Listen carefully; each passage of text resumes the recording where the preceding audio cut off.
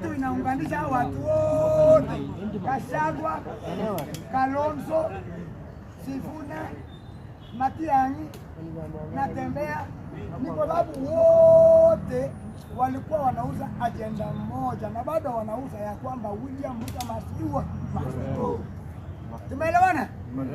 Now, niliambia watu kuna kitu inaitwa political tectonic plates. Tectonic plates wakati ili move ndio maana continents iliformiwa.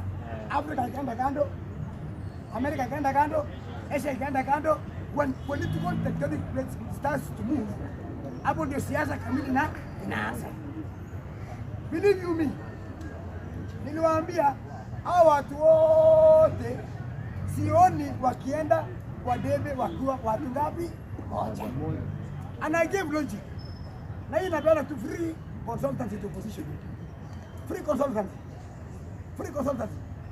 Yule mtu peke yake ambaye I am extremely sure atakuwa kwa balo nikashaka kwa sababu katiba imefanya nini? Imemtoa. Tuongee ukweli. Nikawaambia Kalonzo Musyoka.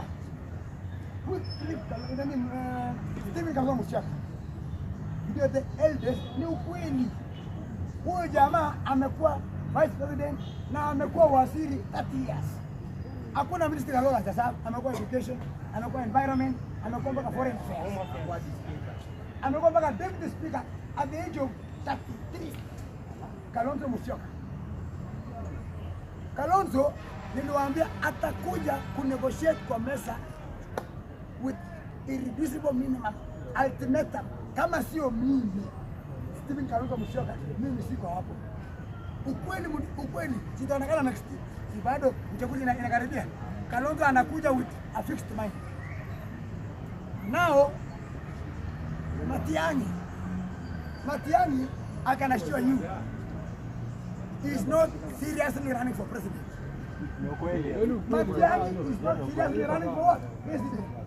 Matiang'i ni mtu ambaye he is nursing his political wounds.